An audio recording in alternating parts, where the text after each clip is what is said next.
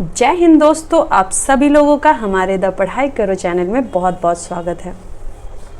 Friends, हम M Laxmikant sir का polity का सीरीज देख रहे थे। अभी तक हमारा 4 हो चुका था, आज 5th होगा। ठीक है, तो चलिए अब स्टार्ट करते हैं। फर्स्ट है आज का, मतलब पहले हमने 3 पढ़ चुका था। अब चौथा नंबर पे हम देखेंगे कि धर्म की स्वतंत्रता का अधिकार। अभी तक हमने जो है 24 तक हमने पढ़ चुका था। अधिकार जो है 3 जो है हमने पढ़ी थी, और अब जो है आज 4 यानी कि धर्म की स्वतंत्रता का अधिकार 24 तक हो गया था। हमने आर्टिकल 24 तक देख लिया था, और उसके बाद मौलिक अधिकार हम देख रहे हैं। तो उसमें अब देखेंगे धर्म की स्वतंत्रता का अधिकार कितना कितना से है। तो 25 से लेके 28 तक जो है धर्म की स्वतंत्रता का अधिकार होता है। अगर आर्टिकल 25 की बात की जाए तो ये क्या होता है कि अंतःकरण की ओर धर्म के अबाध रूप से मानने, आचरण और प्रचार की स्वतंत्रता आर्टिकल 25। आर्टिकल 26 बताता है कि धार्मिक कार्यों के प्रबंध की स्वतंत्रता, और आर्टिकल 27 बताता है कि धर्म की अभिवृद्धि के लिए करों के संदाय से स्वतंत्रता, और आपका 28 क्या बताता है कि धार्मिक शिक्षा में उपस्थित होने की स्वतंत्रता। तो चलिए अब हम ये चारों को देखते हैं। तो पहला हमारा था आर्टिकल 25, ये कह रहा था कि अंतःकरण की ओर धर्म के अबाध रूप से मानने, आचरण और प्रचार करने की स्वतंत्रता। तो 25 के अनुसार जो है जितने भी लोग हैं सभी व्यक्ति के लिए, चाहे विदेशी हो या भारतीय हो, ठीक है, सभी के लिए जो है हमारे देश में सभी व्यक्तियों को अंतःकरण की स्वतंत्रता है, और धर्म को अबाध रूप से मानने का, आचरण करने का, प्रचार करने का समान हक होगा। और ये अधिकार आपको भारतीय और विदेशी दोनों के लिए है। और ये केवल धार्मिक विश्वास को ही नहीं बल्कि धार्मिक आचरण को भी समाहित करता है। सिर्फ धार्मिक बिलीफ को ही नहीं, धार्मिक का जो आचरण है उसको भी समाहित करता है। कृपान धारण करना, क्वेश्चन आता है, कृपान धारण करना या फिर धारण करना और लेकर चलना सिख धर्म के मानने का अंग समझा जाएगा। ठीक है, कृपान धारण करना हो और सिख धर्म हो, ये सब जो सिख धर्म में पहना जाता है, पगड़ी वगड़ी, तो ये सब कह रहा है कि मानने का अंग समझा जाएगा। किसके अंदर? आर्टिकल 25 के अनुसार। तो आर्टिकल 25 में कौन कौन से धर्म सम्मिलित हैं? तो हिंदू, सिख, जैन और बौद्ध सम्मिलित हैं। ठीक है, आर्टिकल 25 में हिंदू, सिख, जैन और बौद्ध सम्मिलित हैं। इसका प्रभाव क्या होता है कि अंतःकरण की स्वतंत्रता किसी भी व्यक्ति को भगवान के साथ अपने ढंग से अपने संबंध को बनाने की आंतरिक स्वतंत्रता देता है। ठीक है, अपने हिसाब से हमको जो भगवान को मानना है वो मान सकते हैं, ये कह रहा है। दूसरा हो गया कि मानने का अधिकार, यानी धार्मिक विश्वास और आस्था की सार्वजनिक और बिना भय के घोषणा करने का अधिकार, यानी आप किसी भी धर्म को बिना डरे जो है आप मतलब मान सकते हैं, ये बात कहा जा रहा है। आचरण का अधिकार, धार्मिक पूजा, परंपरा, समारोह, अब कोई भी पूजा, कोई भी धार्मिक हो, कोई परंपरा हो, इसको अपने आस्था और विचारों के प्रदर्शन कर सकते हैं, इसकी स्वतंत्रता है। प्रसार का अधिकार, अगर आप चाहते हैं कि आपका धर्म को जो है अन्य लोगों तक प्रचार प्रसार किया जाए तो आप कर सकते हैं, लेकिन इसमें किसी व्यक्ति को अपने धर्म से दूसरा धर्म चेंज करने के लिए फोर्स बिल्कुल भी नहीं कर सकते। ये अधिकार नहीं दिया है कि कोई व्यक्ति अगर मान जाए क्रिश्चियन है और वो अगर चेंज होना चाहे, किसी को जबरदस्ती जो है उसको बौद्ध में या हिंदू में या मुसलमान में चेंज किया जाए, तो ये पॉसिबल नहीं है, चेंज नहीं कर सकता। वो जबरदस्ती धर्म किसी का बदला नहीं जा सकता। बस आप अपना प्रचार कर सकते हैं, प्रसार कर सकते हैं, अपना धर्म का जो थ्योरी होता है, जो सिद्धांत होता है, प्रिंसिपल होता है, उसको बता सकते हैं। बस इतना ही आपका अधिकार है। तो प्रतिबंध के आधार पर सार्वजनिक व्यवस्था, नैतिकता व स्वास्थ्य, कब इस पर प्रतिबंध लगाया जा सकता है?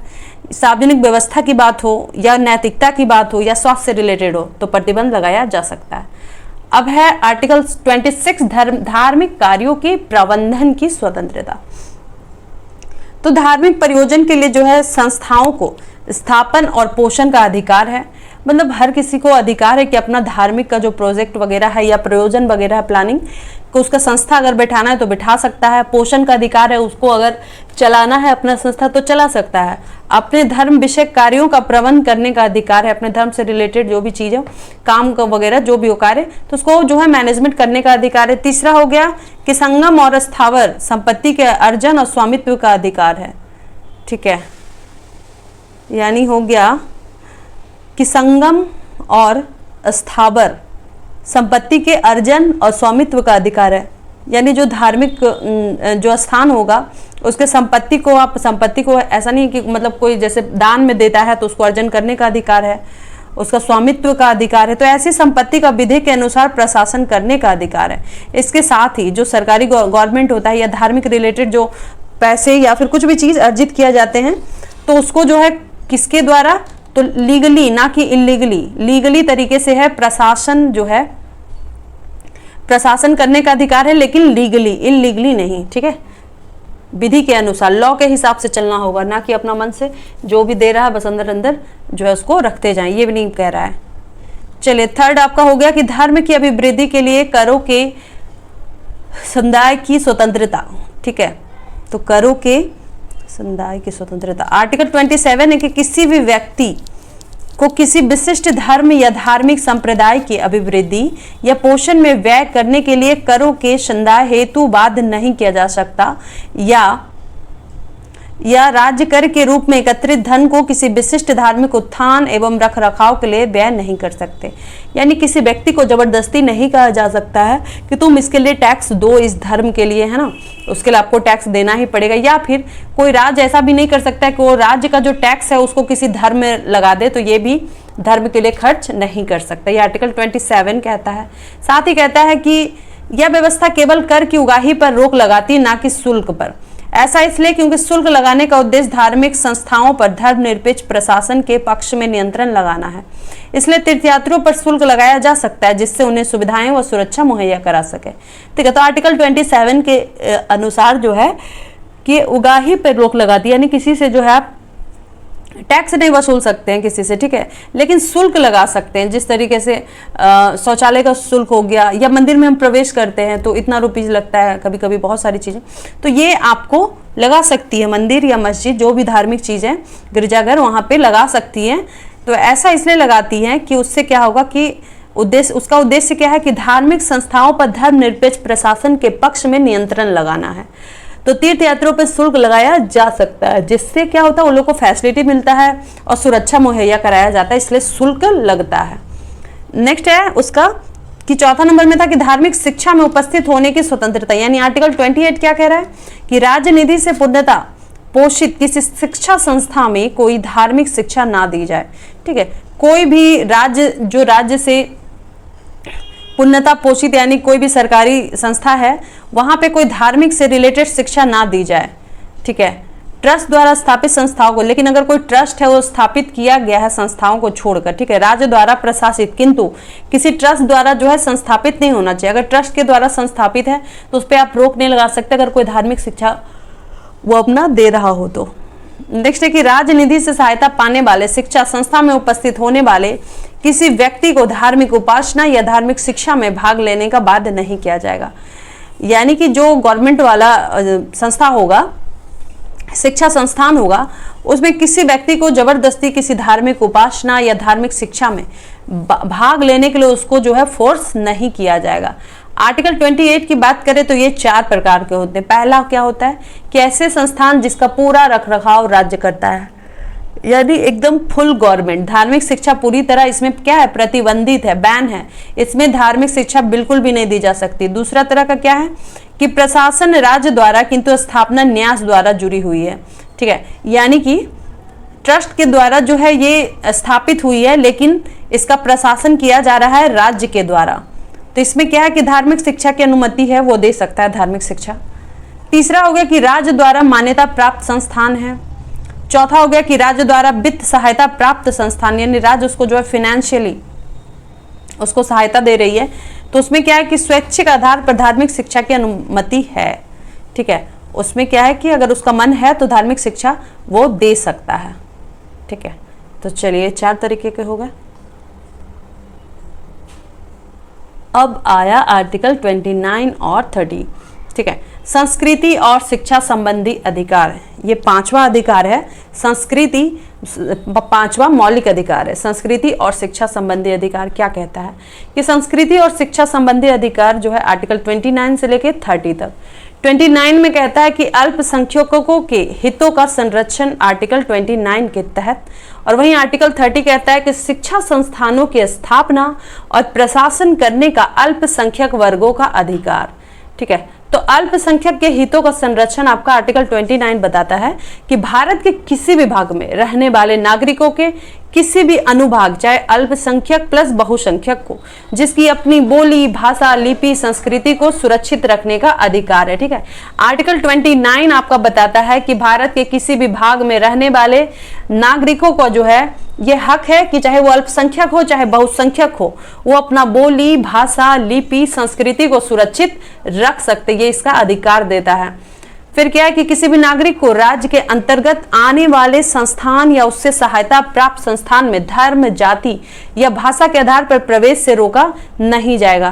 कह रहा है कि किसी भी नागरिक को जो है राज्य के अंदर जो आते हैं संस्थान या उससे सहायता प्राप्त संस्थान, जो हमने देखा कि वित्तीय सहायता प्राप्त संस्थान है, उसमें क्या है कि धर्म, जाति या भाषा के आधार पर किसी का जो है क्या एंट्री को रोका नहीं जाएगा। या तो राज्य जो है उसको पोषित कर रहा हो, यानी कि राज्य जो है उसको फाइनेंशियल हेल्प कर रहा हो, या फिर एकदम फुल गवर्नमेंट हो। ठीक है, तो उसमें आप किसी भी धर्म, जाति या भाषा के आधार पर उसमें जो है उसका एंट्री नहीं रोक सकते हैं। चलिए नेक्स्ट है आर्टिकल 29 में क्या है, आर्टिकल 29 ही तो देखते हैं। हाँ, तो इसी में एक है पॉइंट कि धार्मिक अल्पसंख्यकों एवं भाषाई अल्पसंख्यकों को सुरक्षा प्रदान करता है। 29 क्या करता है कि भाषाई जो अल्पसंख्यक है, यानी बहुत कम जो भाषा बच गई है, बहुत कम लोग उसको बोलते हैं, या धार्मिक अल्पसंख्यक है जो धर्म में अभी कम संख्या में लोग हैं उसमें, तो उसको सुरक्षा प्रदान करता है आर्टिकल 29। लेकिन कोर्ट में क्या व्यवस्था दी है कि नागरिकों के अनुभाग शब्द का अभिप्राय अल्पसंख्यक एवं बहुसंख्यक दोनों से है। ठीक है, तो ऐसा नहीं है कि सिर्फ अल्पसंख्यक को ही सुरक्षा प्रदान किया जाएगा आर्टिकल 29 के तहत, या भाषाई, अगर भाषाई बहुसंख्यक भी हैं, धार्मिक बहुसंख्यक भी हैं, फिर भी आर्टिकल 29 के अंदर जो है उनका जो है क्या किया जाएगा, सुरक्षा प्रदान किया जाएगा। न्यायालय ने यह व्यवस्था की है। तो भाषा की रक्षा में आंदोलन करना या राजनीतिक भाषण देना जनप्रतिनिधि अधिनियम 1951 का उल्लंघन नहीं है। तो आर्टिकल 29 के हिसाब से अगर भाषा की रक्षा के लिए आप कोई मूवमेंट कर रहे हैं, आंदोलन कर रहे हैं, या कोई राजनीतिक भाषण दे रहे हैं, ठीक है, जनप्रतिनिधि अधिनियम 1951 में बना था, तो इसके अकॉर्डिंग जो है इसका उल्लंघन नहीं है। पहले जब बना था जनप्रतिनिधि अधिनियम तो उसके हिसाब से उल्लंघन था, लेकिन आर्टिकल 29 के हिसाब से ये उल्लंघन नहीं है। अब हम देखते हैं आर्टिकल 30 का, शिक्षा संस्थानों की स्थापना और प्रशासन का अल्पसंख्यक वर्गों को अधिकार। तो आर्टिकल 30 कहता है कि धार्मिक एवं भाषाई अल्पसंख्यकों को कौन से अधिकार दिए जाते हैं। तो फर्स्ट आपका है कि जितने भी अल्पसंख्यक हैं, सभी अल्पसंख्यक वर्गों को अपनी रुचि की शिक्षा संस्थाओं की स्थापना और प्रशासन का अधिकार होगा। आर्टिकल 30 ये बात कहता है कि अल्पसंख्यक वर्गों को अपने रुचि की शिक्षा संस्थाओं, उनको जो मन करे, जो भी रुचि हो जिसमें, वो शिक्षा संस्था की स्थापना और प्रशासन करने का अधिकार होगा आर्टिकल 30 के अकॉर्डिंग। वहीं दूसरा पॉइंट है कि राज्य द्वारा अल्पसंख्यक वर्ग शिक्षा संस्था की किसी संपत्ति के अनिवार्य अर्जन के लिए निर्धारित क्षतिपूर्ति रकम से उनके लिए प्रत्याभूत अधिकार निलंबित या निराकृत नहीं होंगे। यानी राज्य द्वारा अल्पसंख्यक वर्ग है, अगर उसकी शिक्षा संस्था है, तो संस्था की कोई भी संपत्ति का अनिवार्य अर्जन के लिए निर्धारित क्षतिपूर्ति रकम से उनके लिए प्रत्याभूत अधिकार निलंबित या निराकृत नहीं होंगे। तीसरा है कि राज्य आर्थिक सहायता में अल्पसंख्यकों द्वारा प्रतिबंधित संस्थानों में विभेद नहीं करेगा। राज्य क्या है कि आर्थिक सहायता में अल्पसंख्यकों द्वारा जो क्या बोलते हैं प्रबंधित संस्थान है उसमें विभेद बिल्कुल भी नहीं करेगा कि ये गवर्नमेंट है और ये मान जाए अल्पसंख्यक का कोई एजुकेशनल इंस्टीट्यूट है, तो इसमें जो है वो क्या करेगा, भेदभाव नहीं करेगा। आर्थिक सहायता वो दोनों को देगा, अगर दोनों को उसको देना है, हर स्कूल को देना है तो सब में देगा, ना कि किसी को रोक सकता है। चलिए नेक्स्ट है कि अल्पसंख्यक शब्दों का संविधान में परिभाषित नहीं किया गया। इट्स अ वेरी इंपॉर्टेंट, अल्पसंख्यक शब्द को संविधान में अभी तक डिफाइन नहीं किया गया है।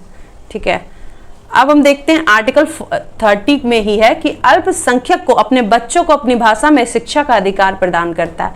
अल्पसंख्यक लोग अपने भाषा में चाहे तो अपने बच्चों को शिक्षा दे सकते हैं। ठीक है, शिक्षा का अधिकार है उनका। तो आर्टिकल 30 के अकॉर्डिंग अल्पसंख्यक शिक्षा संस्थाएं देखते हैं 3 तरीके से होते हैं। पहला, राज्य से आर्थिक सहायता एवं मान्यता प्राप्त। दूसरा होता है कि राज्य से मान्यता प्राप्त किंतु राज्य से सहायता प्राप्त नहीं। तो राज्य के अनुसार शिक्षण, स्टाफ, पाठ्यक्रम, शैक्षणिक मानक, अनुशासन, सफाई व्यवस्था होगी। ठीक है, अगर राज्य से आर्थिक सहायता या मान्यता प्राप्त है या फिर राज्य से मान्यता प्राप्त है लेकिन राज्य उसको जो है फाइनेंशियल हेल्प नहीं कर रहा है, तो भी राज्य के अनुसार ही उसका जो है शिक्षण, स्टाफ, पाठ्यक्रम, शैक्षणिक मानक हो गया, अनुशासन, सफाई, ये सब व्यवस्था होगी। ठीक है, राज्य के अनुसार। अगर राज्य से ना तो मान्यता प्राप्त है ना ही सहायता प्राप्त है, तो इसमें स्वतंत्रता है उन अल्पसंख्यक लोगों को कि प्रशासनिक मामलों में स्वतंत्रता, परंतु समान कानून जैसे ठेका कानून, श्रम कानून, औद्योगिक कानून, कर कानून, आर्थिक विनियम आदि लागू होंगे। ठीक है, वैसा अल्पसंख्यक का एजुकेशनल इंस्टीट्यूट हो गया जो राज्य से ना तो उसको मान्यता प्राप्त है और ना ही कोई सहायता प्राप्त है, तो उसको हक है कि अपना प्रशासन जरूर कर सकता है लेकिन कानून के दायरे में रह के। चलिए अब संवैधानिक उपचारों का अधिकार देख लेते हैं। आर्टिकल 32 क्या कहता है कि संवैधानिक उपचार का अधिकार प्रदान करता है। तो मूल अधिकारों के संरक्षण का अधिकार स्वयं में ही मूल अधिकार है। डॉक्टर भीमराव अंबेडकर ने आर्टिकल 32 को संविधान की आत्मा और हृदय बताया था। जो मूल अधिकार हैं, फंडामेंटल राइट्स हैं, उनके संरक्षण का अधिकार जो है, ठीक है, तो संरक्षण का अधिकार स्वयं में ही मूल अधिकार है। ठीक है, ये जो संरक्षण का अधिकार है मूल अधिकारों का, ये स्वयं में ही मूल अधिकार है। डॉक्टर भीमराव अंबेडकर ने क्या कहा था कि संविधान की आत्मा और हृदय कौन है? आर्टिकल 32। संवैधानिक उपचारों के अधिकार को डॉक्टर भीमराव अंबेडकर ने संविधान की आत्मा और हृदय बताया है। आर्टिकल 32 में हो गया कि संविधान का जो मूल संरचना से संबंध रखता है, इसमें संविधान संशोधन द्वारा बदलाव नहीं किया जा सकता। ठीक है, आर्टिकल 32 में ये लिखा हुआ है कि जो भी मूल संरचना से संबंध रखता है, अभी तक हमने जितना भी अधिकार पढ़ा उनमें जो है उसमें संविधान संशोधन द्वारा कोई बदलाव नहीं किया जा सकता। इसमें 4 प्रोविजन है, 4 प्रावधान है। देखते हैं।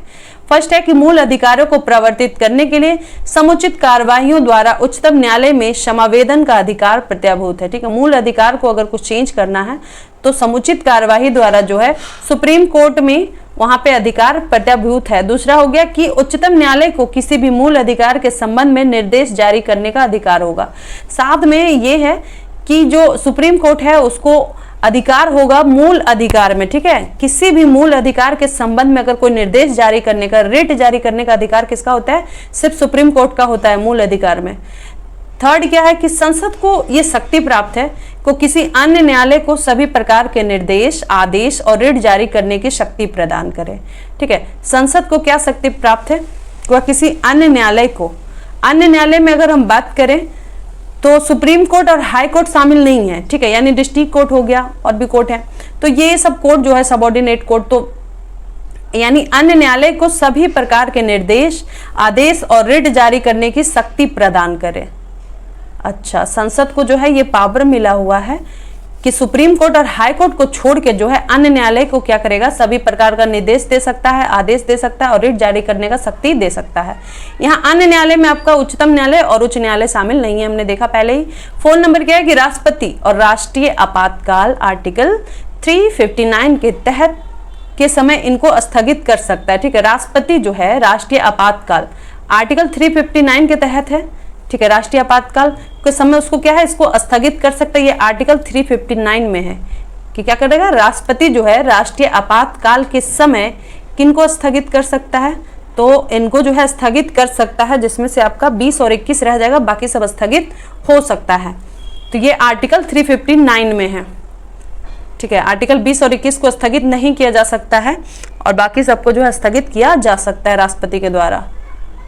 तो उच्चतम न्यायालय नागरिकों के मूल अधिकारों का संरक्षक एवं गारंटी देने वाला है। सुप्रीम कोर्ट जो है नागरिकों के मूल अधिकारों का क्या है? तो संरक्षक है और गारंटर है। तो चलिए हम देखते हैं कि सुप्रीम कोर्ट और हाई कोर्ट के रीट संबंधी न्यायिक क्षेत्र में क्या भिन्नताएं हैं। तो अगर सुप्रीम कोर्ट की बात करें तो ये केवल मूल अधिकारों के क्रियान्वयन को लेकर रिट जारी करता है, सिर्फ मूल अधिकारों को। लेकिन उच्च न्यायालय क्या करता है, मूल अधिकारों के साथ अन्य अधिकारों जैसे कानूनी अधिकारों के संबंध में भी रिट जारी कर सकता है। इस प्रकार उच्च न्यायालय के रिट संबंधी न्यायिक अधिकार उच्चतम न्यायालय से अधिक विस्तृत हैं। ठीक है, हाईकोर्ट जो है मूल अधिकार के साथ भी जो है अन्य और जो कानूनी अधिकार है उसके संबंध में भी रिट जारी कर सकता है, लेकिन सुप्रीम कोर्ट सिर्फ मूल अधिकार। तो इस मैटर में हाईकोर्ट के पास ज्यादा विस्तृत हो गया। ठीक है, उच्चतम न्यायालय से अधिक विस्तृत है ये।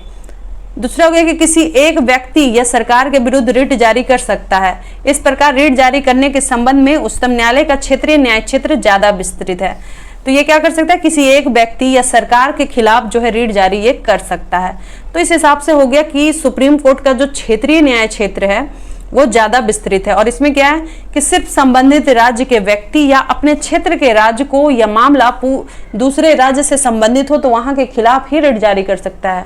ठीक है, सरकार के खिलाफ रिट ये जारी नहीं कर सकता है, जबकि सुप्रीम कोर्ट चाहेगा तो सीधे सरकार के खिलाफ रिट जारी कर देगा। तो उसका इसमें जो है इसका न्याय क्षेत्र ज्यादा विस्तृत हो गया। मतलब हाईकोर्ट के कंपैरिजन में बात करें तो सुप्रीम कोर्ट जो है इस मैटर में ज्यादा विस्तृत है। तीसरा हो गया कि उच्चतम न्यायालय अपने रिट न्याय क्षेत्र को नकार नहीं सकता। सुप्रीम कोर्ट जो है अपना रिट न्याय क्षेत्र को नकार नहीं सकता, जबकि उच्च न्यायालय का अधिकार विवेक पर आधारित है। ठीक है, उच्च न्यायालय अपने रिट संबंधी न्याय क्षेत्र को नकार भी सकता है हाईकोर्ट। चलिए अब आर्टिकल 32 और 226 में जो रिट है हम उसके बारे में पढ़ेंगे। 226 में यानी हाईकोर्ट और सुप्रीम कोर्ट में जो रिट जारी करने का है वो देख लेते हैं। तो पहला आपका बंदी प्रत्यक्षीकरण। तो ये उस व्यक्ति के संबंध में न्यायालय द्वारा जारी आदेश है जिसे दूसरे व्यक्ति द्वारा हिरासत में रखा गया है, उसे न्यायालय के सामने पेश किया जाए। न्यायालय मामले की जांच करता है। क्या है कि उस व्यक्ति के संबंध में है कि जिसे दूसरी व्यक्ति द्वारा हिरासत में रखा गया है। ठीक है, न्यायालय द्वारा जारी आदेश है उस व्यक्ति के संबंध में न्यायालय द्वारा जारी जिसे दूसरे व्यक्ति द्वारा हिरासत में यानी अरेस्ट करके रखा गया है, उसे न्यायालय के सामने पेश किया जाए। न्यायालय मामले की जांच करता है। यदि हिरासत में लिए गए व्यक्ति का मामला अवैध है तो उसे स्वतंत्र किया जाता है। ठीक है, यानी अगर वो मैटर मान लीजिए किसी को किसी वजह से उसमें फंसा दिया जाए तो वो बंदी प्रत्यक्षीकरण अपना वो अप्लाई करेगा।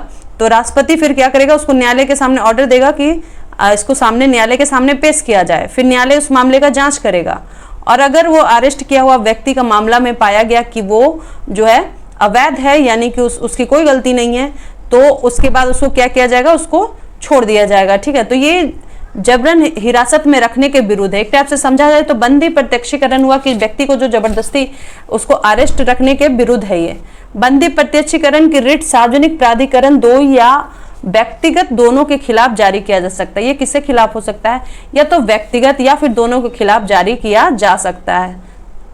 रिट जारी ना करने की स्थिति कब है कि हिरासत कानून सम्मत है अगर तो रिट जारी नहीं करना है। कार्यवाही किसी विधानमंडल या न्यायालय की अवमानना के तहत हुई हो तो ये भी रिट जारी नहीं करेगा। न्यायालय के द्वारा हिरासत में है अगर तो वो भी रिट जारी नहीं कर सकता है। हिरासत न्यायालय के न्याय क्षेत्र से बाहर हुई हो तो रिट जारी नहीं कर सकता है। अब परमा आदेश क्या है, तो ये कंट्रोल है जिसमें कोर्ट क्या करता है कि सार्वजनिक अधिकारियों को जारी कर देता है कि उनके कार्यों और उसे नकारने के संबंध में पूछा जा सके। उसे किसी भी सार्वजनिक इकाई, निगम, अधीनस्थ कार्यालय, प्राधिकरणों या सरकार के खिलाफ समान उद्देश्य के लिए जारी किया जा सकता है। कोई सार्वजनिक यूनिट हो या कोई निगम हो, अधीनस्थ न्यायालय हो, प्राधिकरण हो, तो ये सरकार के खिलाफ जो है उद्देश्य के लिए यही उद्देश्य है, इसको जारी किया जा सकता है। रिट जारी ना करने की स्थिति क्या है कि निजी व्यक्तियों या इकाई के विरुद्ध में ये नहीं किया जाएगा। ऐसे विभाग जो गैर संवैधानिक हो नहीं कर सकता है। जब कर्तव्य विवेक अनुसार हो, जरूरी नहीं, तो वहां पे भी नहीं करेगा। संविदात्मक दायित्व को लागू करने के विरुद्ध में, भारत के राष्ट्रपति या उपराज्यपाल के विरुद्ध में नहीं किया जा सकता है रिट जारी। उच्च न्यायालय के मुख्य न्यायाधीश जो न्यायिक क्षमता में कार्यरत हैं उनके खिलाफ भी नहीं। प्रतिषेध, ठीक है, तीसरा हो गया रिट प्रतिषेध। इसमें क्या है कि हाईकोर्ट द्वारा जो सबऑर्डिनेट कार्यालय है, न्यायालय है, कोर्ट है, तो उसके द्वारा जो है अधिकरणों को अपने न्याय क्षेत्र से उच्च न्यायिक कार्यों को करने से रोकने के लिए जारी किया जाता है।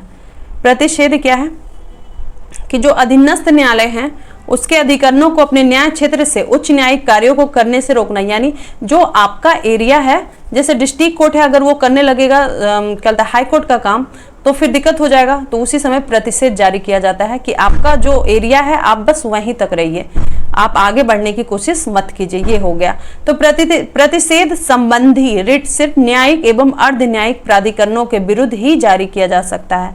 यह प्रशासनिक प्राधिकरणों, विधायी निकायों या निजी व्यक्ति या निकायों के लिए उपलब्ध नहीं है। प्रतिषेध जो है आपका सिर्फ न्यायिक और अर्ध न्यायिक, ठीक है, उसके खिलाफ ही जारी किया जा सकता है। ये प्रशासनिक प्राधिकरण हो गया, विधायी निकाय हो, ये सबके उपलब्ध नहीं है, ये सबके लिए नहीं जारी किया जा सकता। अब चौथा है आपका उत्प्रेषण क्या होता है। तो हाईकोर्ट द्वारा जो है अधीनस्थ न्यायालय को या अधिकारणों या फिर लंबित मामलों को हस्तांतरण, यानी जो लंबित मामला है या उसके क्षेत्र में नहीं आता है, ठीक है, तो उसको जो है ट्रांसफर करने के लिए सीधे या पत्र द्वारा जारी करता है उत्प्रेषण। उसके अतिरिक्त न्यायिक क्षेत्र या न्यायिक क्षेत्र की कमी या कानून में खराबी के आधार पर भी जारी किया जा सकता है हाईकोर्ट के द्वारा उत्प्रेषण। उत्प्रेषण क्या है, न्यायिक है, अर्ध न्यायिक प्राधिकरणों और व्यक्तियों के अधिकारों को प्रभावित करने वाले प्रशासनिक प्राधिकरणों के खिलाफ भी जारी किया जा सकता है, उत्प्रेषण किया जा सकता है। उत्प्रेषण विधिक निकायों एवं निजी व्यक्तियों या इकाइयों के विरुद्ध उपलब्ध नहीं है। अब पांचवा आपका होता है अधिकार परीक्षा क्या होता है, कि इसमें व्यक्ति द्वारा जो सार्वजनिक कार्यालय है, गवर्नमेंट ऑफिस, उसमें दायर अपने दावे की जांच के लिए जारी किया जाता है, या किसी व्यक्ति द्वारा लोक कार्यालय में अवैध अनाधिकार ग्रहण करने को रोकता है। इसे किसी भी इच्छुक व्यक्ति द्वारा जारी किया जा सकता है, ना कि पीड़ित व्यक्ति द्वारा। इसे मंत्रित्व कार्यालय या निजी कार्यालय के लिए जारी नहीं किया जा सकता। इसमें यह हो गया कि कोई गवर्नमेंट एम्प्लॉई है ना, तो मान ले जाए कि वो गवर्नमेंट एम्प्लॉय किसी डिपार्टमेंट का है, मान लीजिए PWD के डिपार्टमेंट का है, और आकर जो है लैंड रेवेन्यू में जा करके वो काम कर रहा है, तो इसके लिए जरूरी नहीं जो पीड़ित होगा वही कर सकता है, ठीक है। अगर कोई इच्छुक व्यक्ति है जिसको लग रहा है कि ये गलत है, तो वो रिट जारी इसके खिलाफ भी करवा सकता है, ठीक है। तो ये हो गया आपका अधिकार परीक्षा। तो अवैध अधिग्रहण ग्रहण रोकती है और इसे इच्छुक व्यक्ति द्वारा जारी किया, ना कि पीड़ित व्यक्ति है, हमने देख लिया। इसके किसके खिलाफ नहीं जारी किया जा सकता, तो इसे मंत्रित्व कार्यालय, कोई मिनिस्ट्री ऑफिस है उसके खिलाफ, मिनिस्टर का ऑफिस है उसके खिलाफ नहीं, कोई प्राइवेट ऑफिस है उसके खिलाफ जारी नहीं किया जा सकता है। तो मार्शल लॉ, सैन्य कानून और राष्ट्रीय आपातकाल में क्या अंतर है, ये हम कल देखेंगे। तो होप सो गाइज आपको मेरा वीडियो अच्छा लगा हो। जय हिंद, जय भारत।